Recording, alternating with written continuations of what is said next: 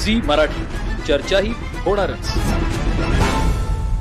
पेठ वडगाव तालुका हातकणंगले येथे श्री आर्य चाणक्य नागरिक सहकारी पतसंस्था मर्यादित इचलकरंजीच्या पेठ वडगाव तालुका हातकणंगले येथील नूतन 9व्या शाखेचे उद्घाटन शुभारंभ हातकणंगले विधानसभा मतदारसंघाचे आमदार दलित मित्र डॉक्टर अशोकराव माने बापू यांच्या शुभ हस्ते व माजी नगराध्यक्ष सौ विद्याताई पोळ, माजी लोकनियुक्त नगराध्यक्ष मोहनलाल माळी, माजी उपनगराध्यक्ष अजय थोरात, माजी उपनगराध्यक्ष डॉक्टर अशोक चौगुले यांच्या प्रमुख उपस्थितीत संपन्न झाला।